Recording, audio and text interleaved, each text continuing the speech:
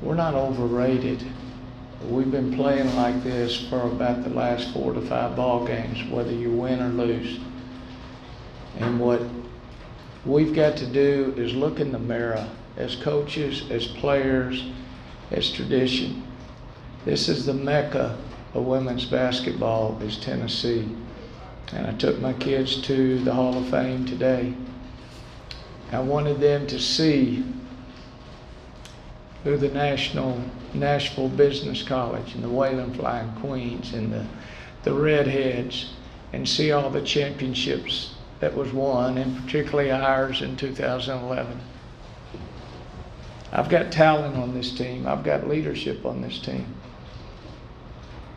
But at the same time, this was an embarrassment to the Mecca that has been built here. Scoring whatever we did, 3 points in the last quarter, with some good shots, with some good players taking it. I was trying to make my kids slow down and just try to execute, try to get some confidence for Florida before we get back home on Sunday. We played and we were lucky, but I was disappointed that there wasn't the 10 or 12,000 people that normally are here for a ball game. Whether they should have stayed home, they made the right call and watched it on stream or something. But if this is my last ride, I want my kids and myself to be able to give everything that we have. I know we're not a full court running team. And when we tried to do that in the second half, I couldn't pull back the reins on them. We were trying to run after a basket, throwing it ahead. We're a half-court basketball team due to a lack of speed that we have. We got shooters that need screens, and I got post players that need to be able to get a little bit up and under like we did last year to be able to score on keys. She should have had a triple-double tonight. She would have if the score was closer. She would have had a triple-double.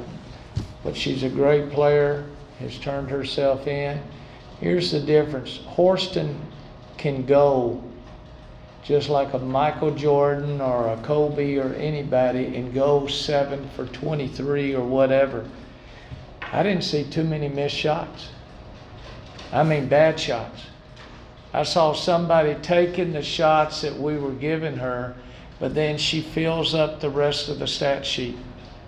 And right now, I do not have a player that can fill up the stat sheet if their shots are not going. So I don't have one of those. But collectively as a team, we can be a pretty good basketball team. But until we realize, don't even think about the WNBA, don't even think about the NCAA, until you think about getting better during practice and being a little bit more effort. I'm sorry I rambled, but I respect this hallowed place so much for what this place and Pat Summit has meant to my career. And I need to do a better job as a coach. Questions, rookie? Coach, you all came in tonight with the best three-point shooting team in the country. You made 4 in the first quarter, and then the rest of the game, I don't think you made a single one. What kind of happened with Tennessee defense and then your offense? What kind of happened there? We got 4 kids shooting over 40%, but to be able to run it, some of those threes, even in the fourth quarter, were good threes. And sometimes that ball doesn't go in. One of my first keys on the board, and there's always second, play like we do in practice when there's a bubble on the thing. Think of every shot as a pass to me. And quit waiting to see, is Destiny going to hit one or Jordan going to hit one? Play it as a miss when it comes out of their hands, and then go get the ball. If it goes in, pat somebody on the back. Don't worry about transition till we go in. It's just a bad night, but I've had too many of them lately, and we've got to do some corrections. Always starts with the head coach first. Rookie. We find ourselves asking this early every coach that comes through, but how difficult is it to get your offense going into more like peace and pain? The same as it is when Aaliyah Boston's in the paint next Thursday. The same as it was when we won the national championship by beating Brittany Griner and stopping her on the offensive end because we were taking the shots within our offense. And that's what it takes. It's hard. We said we're not going to be able to get to the rim, but 3 different times my little point guards tried to prove me wrong. And guess what? Reject, reject, reject. She's a great difference maker.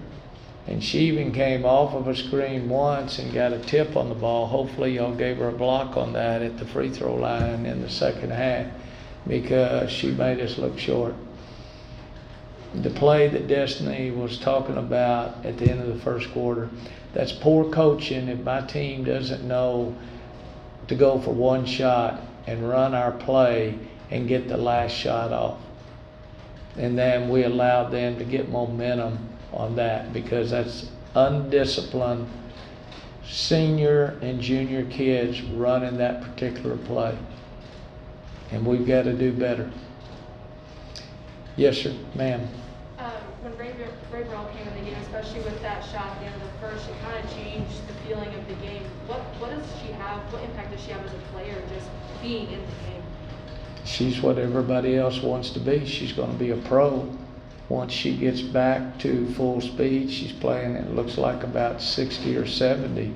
But by working in and playing 2 teams that were not very physical, Arkansas and us, she was able to not have to get in there and mix it up like she does against South Carolina or an LSU, some of the more physical teams.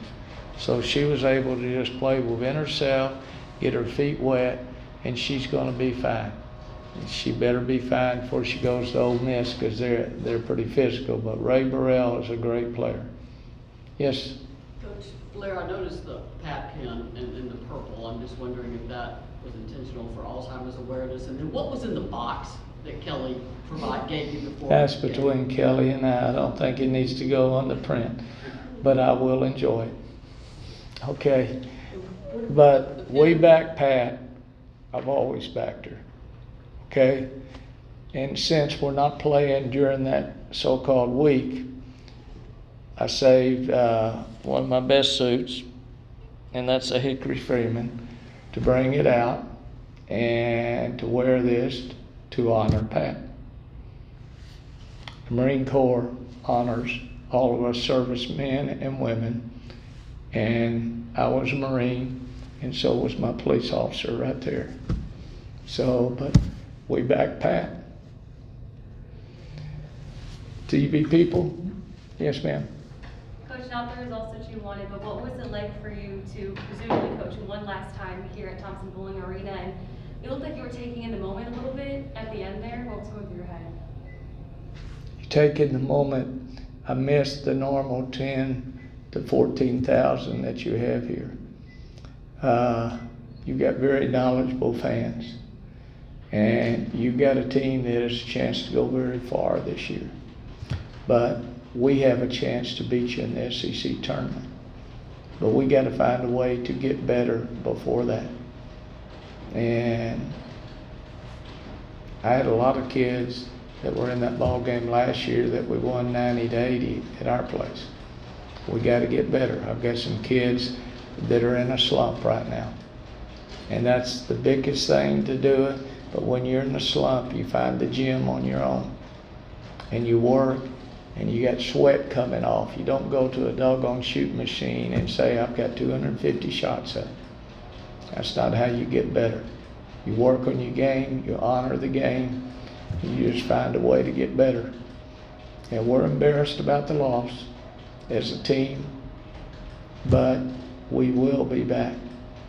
Watch us Sunday. Fellas? My question might not like too much, but you all were up 20 to 15 there in the first quarter, and then Tennessee was really able to start going on a run. What was it that they started doing so well that made it tough? Probably offensive rebounds or threes, but I just remember the last 3 that they made.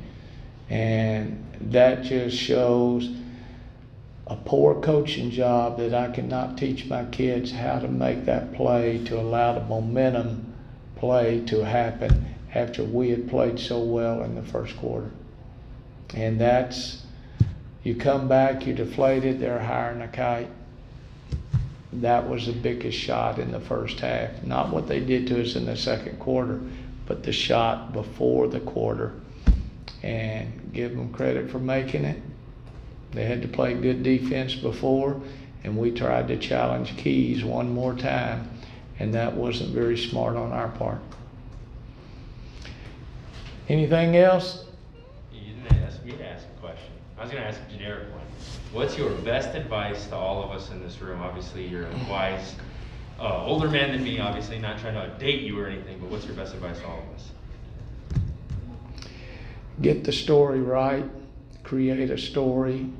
Don't do shock journalism trying to, oh, what about this NIL deal? What about this or what about that? Paint a picture of positive. Write more human interest stories about these kids instead of the W and the L. There's a lot of people that are like myself that still watch the news at 6:22 every morning, every evening, or 10:22 at evening, and I read a newspaper every day.